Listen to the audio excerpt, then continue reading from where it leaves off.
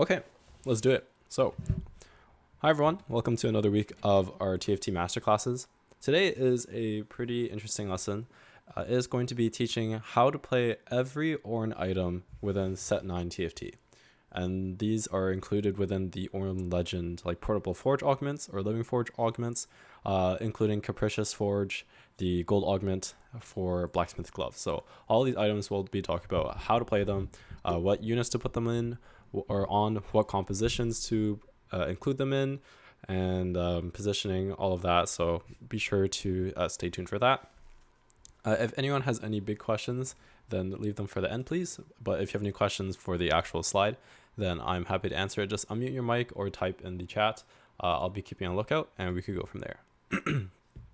Okay, so without further ado, let's get started. Also, if you're watching this on YouTube, be sure to check out the description to join the Discord server and watch these masterclasses live.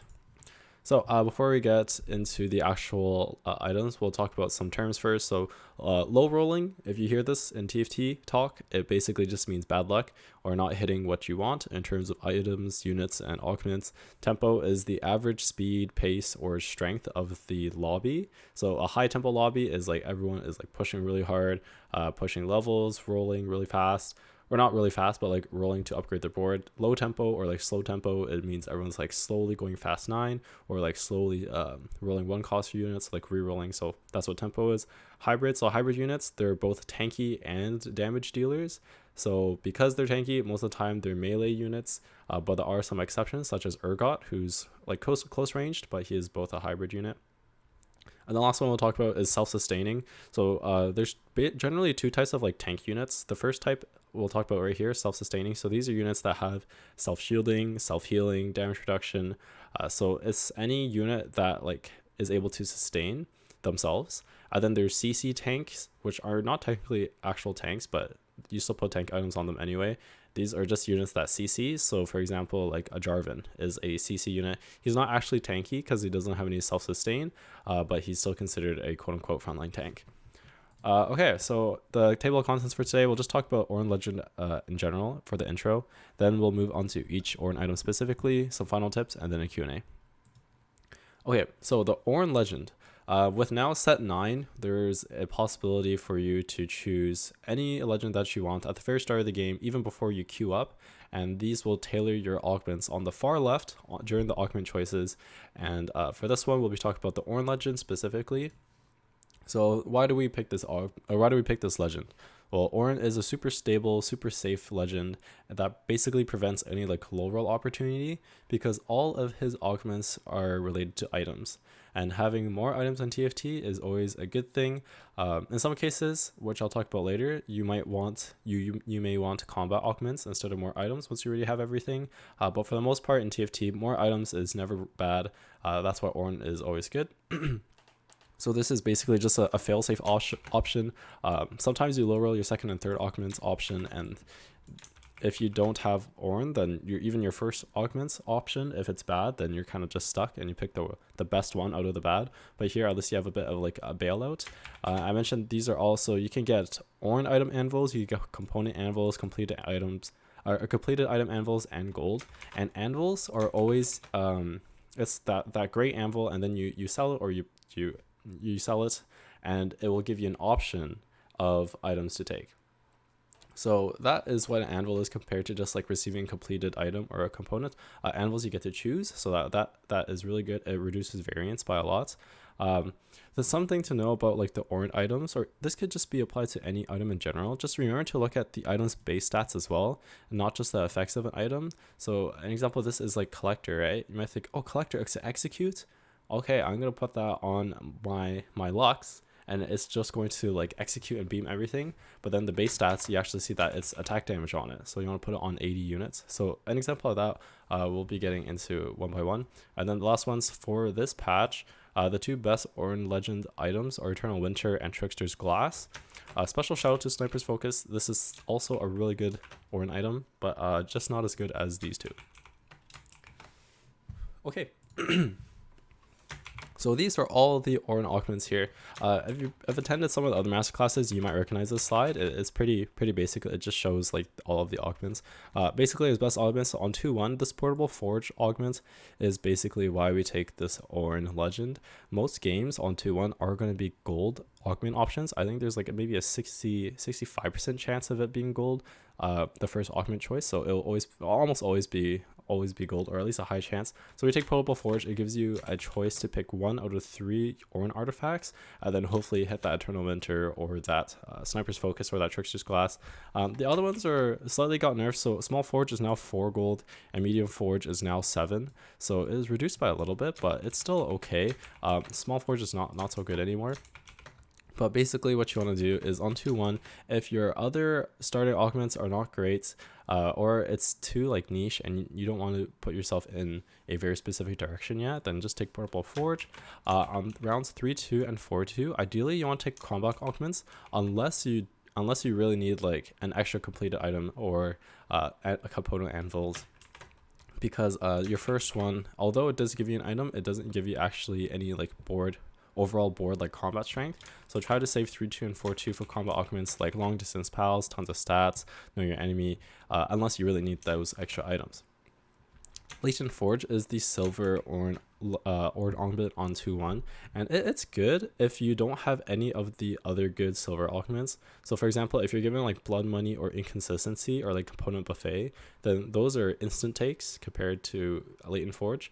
However, Latent Forge will proc after 8 player augments or player combats, so this will be after 3-5 the carousel, and or 3-4 the carousel. It will now be around 3-5, and you'll be able to transfer your board there. It's a good interval. Okay, so now let's get into how to play and how to properly use each Ornn item.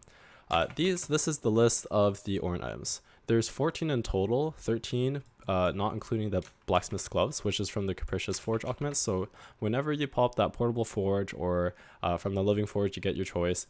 There's going to be 13 possible Ornn items, and I've sorted them by their placements or their average placements. So you can see that Trickster's Glass is number 1 in terms of placement, and Zanya's Paradox is number 13. So we're going to talk about each one in order in regards to Trickster's Glass going all the way down, so the best to worst, how to use them, all that. So without further ado, let's get into it. So first one, Trickster's Glass. This is what it looks like. Essentially, it just duplicates a unit on your board. However, it's a little bit more deep than that. So what is Trickster's Glass? Well, it's a really strong early game unit, and you're also able to use it late game with tons of application. It's really good early game because being able to just duplicate your any unit, you're almost playing like you're playing up an extra unit, right? So it's almost like a Tactician's Crown. You are minus 30% health and plus 20% extra mana, so it's not an actual like standard unit. It's nerfed a little bit. However, the damage remains the same, and duplicated units benefit from Deadeye or from active traits such as Deadeye. So really strong. Early game, you want to put it on some backline unit. Hopefully they're 2 stars. So Samira is the best one right now. Cassiopeia is also really good. Calista is amazing. Ashtron's amazing. The reason why Samira, or all these units are really good, Samira, is whenever she casts, it'll reduce the armor of the unit she's attacking. So if you have 2 Samiras and they're both attacking the same unit, when they both cast, their armor will be reduced, and then their armor will be reduced again. So it's twice their armor reduction, and it stacks, even goes below 0. So once you have negative armor, you're basically just doing like extra damage to them. So that's why Samira is really good. Also, it's a really good unit. Cassiopeia, the twin fangs, they synergize well with each other. So Cassiopeia, once a unit has been hit by our first twin fang, they take more damage on consecutive ones after that. So with Cassiopeia, it's really easy to just rack up a lot of damage. Calista, their spears, so for example in this board here, their spears track each other. So what that means is, let's say like they're attacking some units and that unit needs 20 spears before it rends. If you just have 2 Callistas, then they'll be attacking half the time it would take, as opposed to if there's just 1 Callista, and then they'll rend it. So they synergize with each other, their spears stack, and then they rend once that unit has hit its maximum stacks. So double Callista is really good. Make sure that they are attacking the same unit and are on the same side. And then Ashtron is good because you could just play double Ashtron, both on the same side, diagonal to the enemy's carry. And then even if the first Ashtron procs or first Ashtron bolts don't kill it, the second one will finish it off. So any of these units early game are amazing carriers or amazing item carriers for Trickster's Glass. Late game, so the board over here on the right, there's still plenty of application.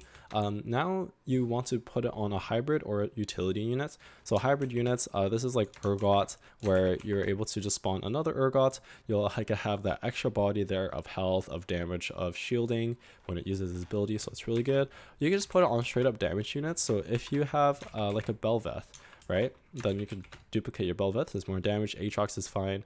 Or you can put it on like utility units, for example, like Senna. Playing an extra Senna and then having a cast, it's the same ability, shields everyone, and then everyone will get that stacking attack speed 8%, so that's really good too.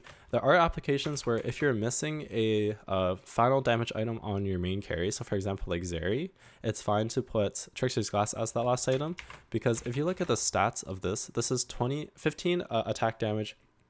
This is plus 15, it's actually armor and magic resist, and then plus 15 crit. So you're getting attack damage and crit, and this is what I was talking about. Look at the base stats of the item, not just the final effect. So that's how you know, like, oh, Trickster's Glass will be good on an 80 unit, or a unit that does physical damage that benefits from attack speed. Armor and magic resist is always good, and then someone that uses critical strike. The very last point for this is due to its nerf of the max health and the max mana, it's not great to put it on frontline units that need to cast. So for example, just putting it on like on a Szechuan, it's okay. Like putting on frontline units is okay if you have no other options. It's just that because of these nerfs of the minus 30% max health and the 20% max mana, you'd much rather put it on a backliner to get that extra damage than a frontliner who might not guarantee cast. So this is Trickster Glass. This is number 1 right now. If you see this, it's basically an insta take if you're playing the Ornn Legend augment, and it's really good, very good. Second one is Sniper's Focus. So I think this is the second best performing one right now since we're doing an order. This is a pure damage item, so no utility at all, and it's best on ranged carries. So early game, same thing as the last one. Samira is really good, Cassiopeia is really good. Both of these units just got buffed on 13.15, and they're just amazing, very easy to 2-star because they're 1-cost units. Jinna is also good, Jinx, Akshan, these are all great early game users. So a standard board like this on 2-1 is really strong. Just put your Sniper's Focus on your Samira, make sure she's in the backline at a corner, and she will output some serious damage with Noxus and Challenger in. Late game over here, this is your standard 3-5 or 4-1 Zeri board. Late game users of Sniper's Focus, Zeri is amazing because when she attacks, let's say that this is the enemy board, and then they have like their units back here or up here. When Zeri attacks, like let's say the frontline units, her bolts will like travel and attack like the backline units as well. And the way Sniper's Focus works is that for each hex between the holder and the target, it deals 10% extra increased damage. So let's say that like Zeri is able to hit these corner units. So from corner to corner, this is I think like maybe 9 hexes away. So that's a 90% damage increase. That's not the actual hit because it's just the bolts. However, it still does a lot of damage, like 90% damage increase. That's huge. So Zeri is great for Sniper's Focus. Belveth is good too. Aphelios is okay, and Kaisa is good as well. The last point for this item is make sure that you put it on units where their abilities or just their like attacks are able to hit units outside of their original range, right? Because most units, let's say like, okay, melee units have a range of 1. Some units have like a close range, have a range of 2, and then most are like 4. So only 4, it's like up to here. But being able to hit, like I mentioned, like those extra like enemy units who are outside the regular range, and then being able to apply that bonus damage from Sniper's Focus is huge. So Zeri AoE or like Kaisa, her missiles when she ults, it's really good. So Sniper's Focus, super good. 15 attack damage, 15 ability power, and 15 attack speed. So my apologies, the Trickster's Glass last page here, this is actually 15% attack speed, but the crit and attack speed, that's still really good for 80 units. That's why someone like a Zeri is able to use it in that case I explained. So Sniper's Focus, super good. Also almost an insta take if your spot allows for it. The third best performing item is Deathfire Grasp. So this is a magic damage amp item. and it's best on AP carries. So early game, Cassiopeia is going to be your best one. Malzahar is good, but not as good as Cassiopeia, but Karma is a really good holder as well, especially if you want to re-roll level 7 invokers, 6 invokers. So those are really good early game holders. If not, then you can transition it to your Lux, to your Kaisa, and especially to your Ari. Ari's a great holder of this. Her third cast normally does not... The third cast normally does not, is not within that 10 seconds of Deathfire Grasp. However, the first 2 will be, and it'll still do a lot of damage. The text is actually cut off here, so what essentially happens is, yes, you fire a blast at the enemy you're attacking. So let's say we're looking at this Karma here, and she fires a blast at like the nearest enemy target. Not only will it mark them and your unit will deal extra damage to them, your unit will also deal extra damage to everyone for the next 10 seconds. So it'll be super easy to kill this extra unit because they get marked and they take a lot of extra damage, but then your unit with Deathfire Grasp will also deal more damage to the entire enemy board for another 10 seconds. So that's why it's so good on AP carries. You also get plus 50 AP, which is huge, and then plus 30 mana, which is also huge because, well, that's a lot of mana. So you're able to get your first cast off really easily, and it's a lot of single target damage, especially because of that solo mark and the extra damage. So make sure that you position in front of an important enemy frontline unit, something like an Urgot, to make sure you mark it and then you one-shot it right away. So early game, you could play something like a Karma. A board like this is really good. You have your 2 Sorks. You have Targon between Tark and Soraka. You have Invoker between these 2. And then you just stack your tank items on Swain. And you have plenty of damage. You have healing. You have shielding. It's a great early game board. And these are only 4 units. Later in the game, this is the example of your Sorcerer Lux board. Lux, you'll use your Deathfire Grasp, and then just AP items and mana items, so you can have like a Jewel Gauntlet, Blue Buff is fine, Gunblade is fine, so anything like this, and you're good to go. But make sure that Deathfire Grasp is strictly for AP units. There's no attack damage application for this item. So next one's Infinity Force. It's like the pun of a Riot Freak, where he just has like tons of everything, so tons of stats. All type of stats are included in this item except for crit. So make sure that when you're utilizing this item to put it on carry units that can use all of these stats, specifically your attack damage and your ability power. Also, the resistances are always nice, but ideally it is on like units that will take some sort of damage, so either like they're close range or like in some sort of threat, so then they're able to like utilize the HP and the armor and the magic resist. But those resistances are always good even on backline units. So really good units to put this on. Samira, once again, this name is coming up everywhere. She's just like the best 1-cost unit of this patch. Make sure to always pick her up if you see her in her shops. Darius, Yasuo, Urgot, Zeri, Gwen, Bel'Veth, any carry unit that is either close range or is just more vulnerable. So that's basically all carry units. Infinity Force is just great. The Freaky Friday Prismatic is also good. It'll give you an Infinity Force right away, and then depending on if it's the Freaky Friday on 2-1 or if it's the one on 3-2 or 4-2, you'll get another Infinity Force either 3 rounds later or 5 rounds later. But basically you'll get 2 of these Ornn augments, and then it's really good in comps with duo carries, so like Zeri Urgot, Yasuo Kaisa, Kalista Gwen, and then both of your carries will have this carry item and you'll be good to go. One last thing is Samira is super underrated with AP. By putting AP on Samira, her armor shred increases, so the amount of armor that she will sunder from the enemy will be increased with the more AP she has. So you really want ability power on Samira. However, she does not fare well with any AP. Like you don't want to be building like an Archangel or like a Rabadons on her.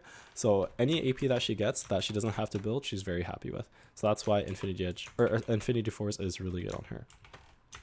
And then the one over here on the right is just the Zeri board. You have your double Infinity Force on your Urgot and your Zeri dual carry, and it's great. Tons of stats. Very happy. Okay, so the next one, this is the best Ornn tank item right now, Eternal Winter. You may have seen this in your games. You may have seen this in your nightmares. Without a Quicksilver, you are very unhappy if you see this on the enemy board because you are unable to play the game. The attack speed slow, straight into the stun is very, very tough, and it negates so much damage from your board. So Let's talk about how to use it. It's great on tank units that are self-sustaining. I explained what self-sustaining was, so it's shielding, healing, or damage reduction on yourself. So this means that if you're playing bruisers, it's much better to put it on something like Renekton versus a Cho'Gath, right? Early game holders, Maokai, Renekton, Swain, these are all great, all self-sustaining units. And then late game, you want to put it on Szechuan, Shen, or Scion. All these are great. Szechuan is probably going to be your best, because especially on level 7, just because there's no other tankier unit, and this fares very well in many boards. I'll explain why on the next slide. So this is going to be your stage 2 positioning. So stage 2, there's going to be a couple of reasons why you solo frontline. The first one is that there's not a whole lot of burst or a whole lot of damage early game. It's a lot of slow DPS. It's kind of just like wet noodle slapping each other. There's not like a lot of damage right away. It's just like slow attacks, whittle down, whittle down. So so that means that your frontline unit is not going to get like killed right away. And that means that whoever has your Eternal Winter is going to be able to really make use of that and stay alive and slow all the enemy's attack speed and then stun them as well. However, late game, so like over here, it's not as great, because now boards have a lot of damage. So if you are going to solo frontline a unit, it will get killed really fast, even though it has Eternal Winter and is slowing attack speed. So make sure to frontline your other units and just position same side where the enemy carry is. So if the enemy carry is on like the left side, carry here, then make sure you put your Szechuan on that side so it gets attacked. Also, a lot of boards mid to late game have a lot of AoE or multi-targeting, so it doesn't have to be directly in front of them like the Eternal Winter, and they will eventually hit it, get that attack speed slow, and that stun as well. Okay, I think that's everything for this slide. Yeah, it's after 7 chills, so like after 7 attacks, then the attacker will get stunned. And its attacks, it's not just auto attacks, so it's also like spells as well. Okay, so it's the same text here. I just want to explain why it's good on Szechuan. So the passive of Szechuan, some people might not know. They just see like, oh, Szechuan, bruiser, very good, failure, good trait. When she ults, she gets a shield and does a bit of damage and attack speed slow, awesome. But she has this passive, when you field her, any ally that attacks a chilled enemy, so that's an enemy that has reduced attack speed, that ally that attacks that chilled enemy, they will deal bonus true damage based off of how much maximum health Szechuan has. So what does this mean? Well, it means that when Szechuan casts and then chills the nearby enemy, then your units will deal more damage. Also, if you have Eternal Winter on your board and enemies are chilled from that, units that attack those chilled enemies will also deal this extra passive bonus true damage. So that's why these two synergize super well together. And then other Freljord units like Ashe that chills enemies, they'll also take bonus true damage if Szechuan is here. So this chill effect plus Szechuan is super good, and it increases so much of your unit's damage, and make sure that you build a lot of HP on Szechuan. So items like Warmogs is really good on Szechuan. Okay, so that's Eternal Winter. Next one is Death's Defiance. So the stats, it's plus 10 AD percent, plus 30 attack speed, and then plus 30 armor. So no magic resist on this item, is just AD attack speed and armor. This is really good on melee or close range 80 bruisers or damage units. Now these 80 bruisers damage units, they need to be able to output a lot of damage or shield themselves often. So units like this, Darius, Rek'Sai, these are melee 80 bruisers that do a lot of damage, but they're melee, right? So they get in range of danger and need this effect of Death Stance or Death Defiance. Late game, Yasuo or Urgot Bel'Veth is also really good, and basically you just gain 25% Omnivamp, so that means lifesteal and I forgot what it's called, Soul Vamp, or lifesteal plus Vamp from abilities. And then also whenever you get hit, the damage you receive is converted into a dot, so damage over time, kind of like a bleed effect, and 50% of the damage you receive will be dealt to yourself over 4 seconds. So this means you can't get bursted down very easily, and if you're able to reduce the incoming damage and have it over a couple seconds while dealing damage and healing it back up, so these two synergize super well. So when I say you could shield themselves very often as well, so this means that you can use Death Defiance on frontline units such as Shen. So in the Invoker comp, if you have a lot of shield, like if you're taking damage, all right, and then the Defiance converts some of that damage into this like dot true damage, and then you shield yourself, that damage will start like ticking on the shield, not your actual HP. So if you're shielding yourself a lot, then this Defiance just becomes more of a tank item. And then like the 30 armor is always nice. 30 attack speed, you'll just be attacking quicker and casting more often. So Darius is one of the best holders for this. So Darius right here, this is going to be your standard board. So Noxus, Challenger, Juggernaut. Make sure that your damage units are in between some tank units or just like supportive units. So then the enemy carries don't attack your main carry right away because they attack the closest unit to them. So this is an example of your 2-1. And then this is an example like his area board. It's really good on like Urgot. Yeah. Okay. Moving on. So Blacksmith Gloves, this is the one Ornn item that is not within the Ornn Portable Forge. You also can't get this on 2-1. It's going to be from the Capricious Forge augment, and basically just gives you 2 random Ornn artifacts. It's like a Thieves Gloves, except for Ornn items.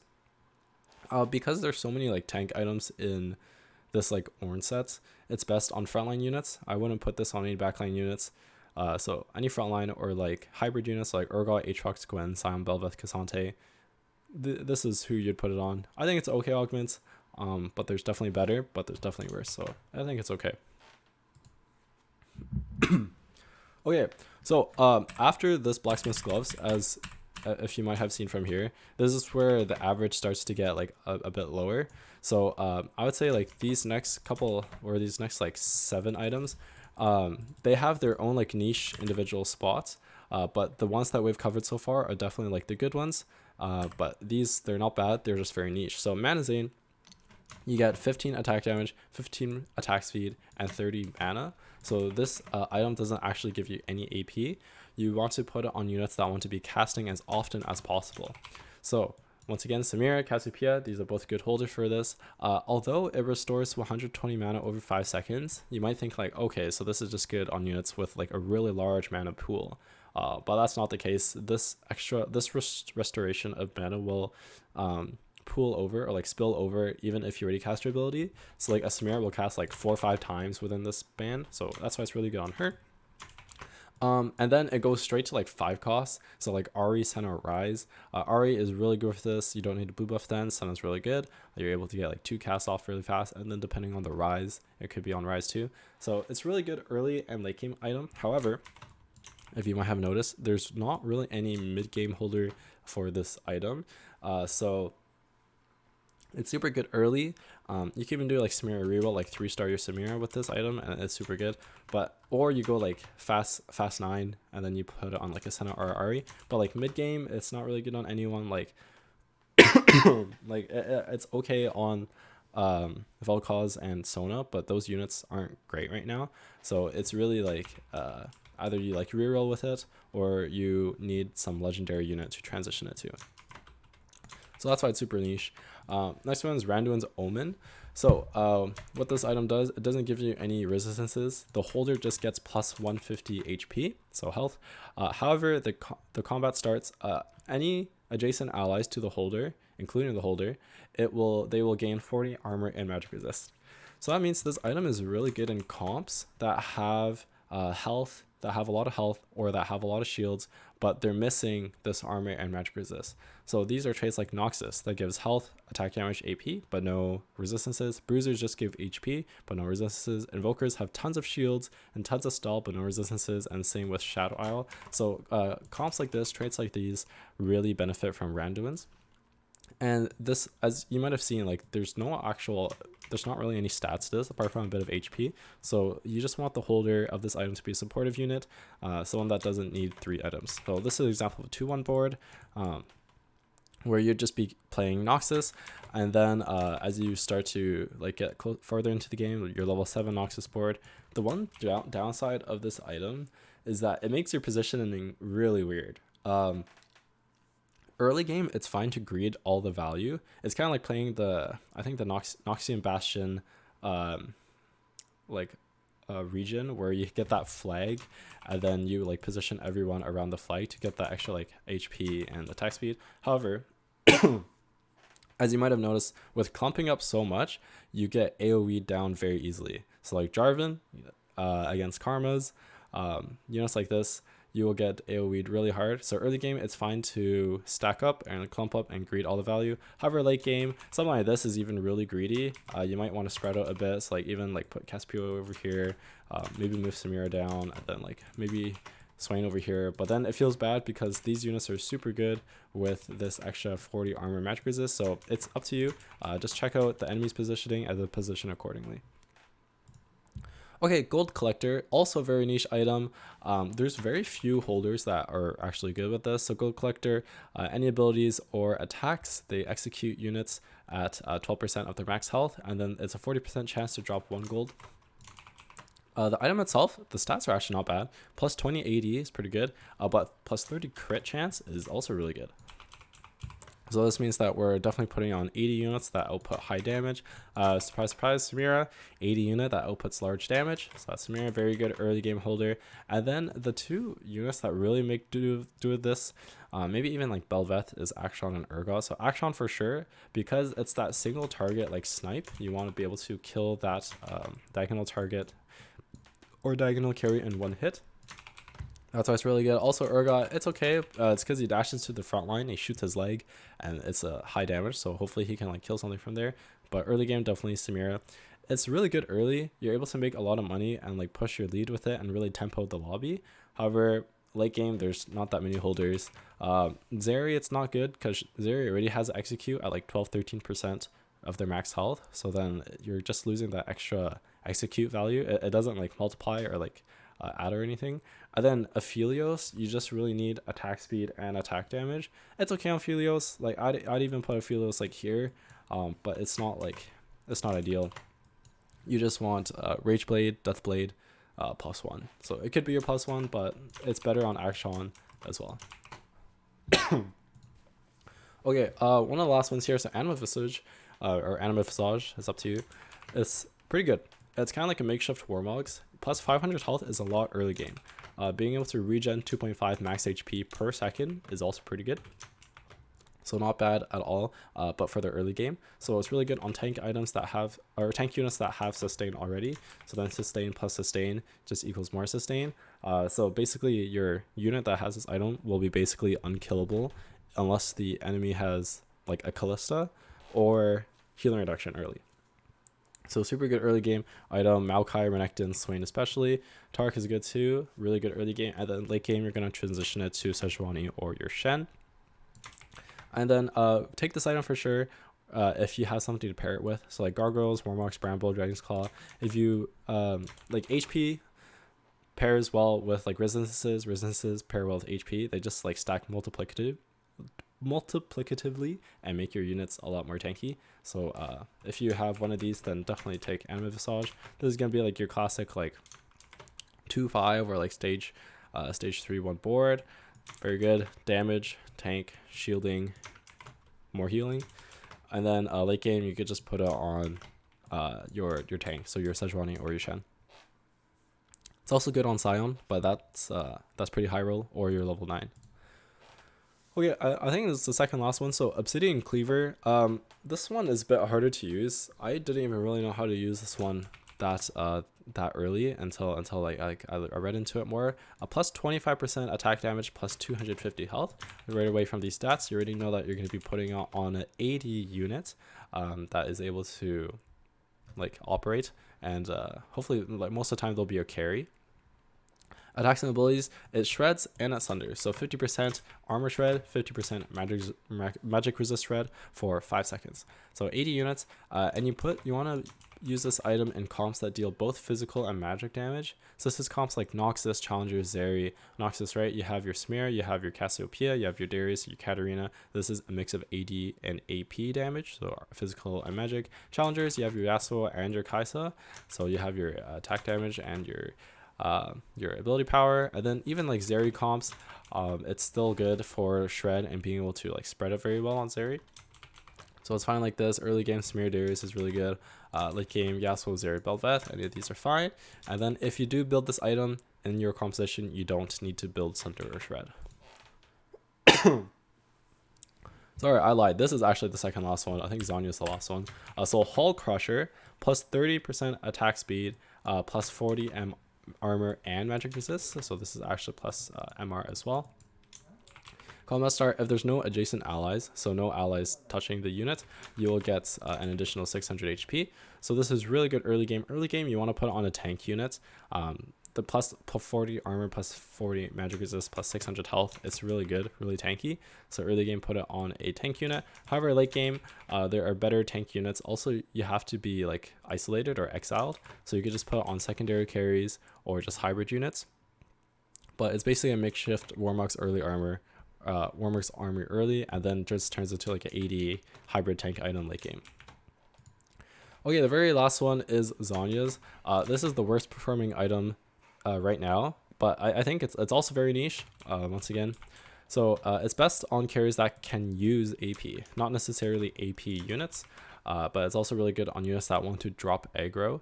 So early game, the Cassiopeia Karma, this is really good. It gives you 30 AP and 30 armor. Also gives you 30 magic resist, just as a show on this app. Late game users, Aura, Senna, Rise, really good. Cassante is really good. It's not for the AP, it's just the ability to drop aggro and then continue his spell and kick someone off the board. Urgot is really good. The AP increases his shield, and then also the attack de-aggro is really good for him. He'll be able to cast again and do more damage. And also Belveth, it's basically like an Edge of Knight, and then just minus some 80, so that's really good on her. So what this means, because it's like plus 30 AP, plus 30 armor, plus 30 magic resist, it's decent tank stats, and it gives you a bit of AP. However, it's a bit of AP, and it doesn't give you any extra damage. So then if you put it on a backliner early game, yeah, you get a little bit more damage, you get a lot more survivability, but if the enemies get to your backline anyway, like if your backline is getting hit, that means that most of the time that means everybody else is dead, and then you're just gonna die once you pop out. So that's why it's not good early, but late game, it's a lot better. Late game units have a lot more damage, and maybe they pop off after coming or during their stasis. They can still attack during this invulnerability and untargetable session, so that's why it's really good late game, but it's not good early. Okay, so that was all of the items. Final tips here. So for 2-1 Portal Forge, this is the main reason why we take Ornn, right? Only take this if your second and third option are bad, or if you have an item pairing, as I mentioned. So I think the example I gave was this one. If you have a Gargoyles already, then if you get Eternal Winter or Animate Visage, they pair very well together. Other ones are like Rage Blade and Sniper's Focus or Trickster's Glass. If you have a Jewel Gauntlet already, and then you get a Deathfire's Grasp, they work super well together. Titans and Randuins, or Infinity Edge and Gold Collector. So these are just item pairings that work super well. So if you have these like just sitting on bench, not necessarily made yet, but if you are able to, if you do have this, then you're like, oh, if I get this from my Ornn item, so these over here, they pair super well together, and that's a really strong stage 2 board. And then last one is Ornn Augment. They all give you items. So it's really easy to just have like a overload of items and just get plenty of items, and that's super fun. However, just still make sure that you're taking some combat omens, so like tons of stats, or like long distance pals, or like you have my sword, you have my bow, or something like that, because you need to increase the strength of your board through stats as well, not just through item stats. So make sure you still take combat augments, and yeah, so that's all. That I know is a lot of items. This will be on YouTube, or if you need to like go through any of it, but this is once again like the stats. The best one, Trickster's Glass, definitely really good. The worst one is Argus Paradox. It's not a bad item, but it's just bad early game, and so you're playing stage 2, which is like not a great item and not a great augment. So yeah, so that's all. Thanks to everyone for coming.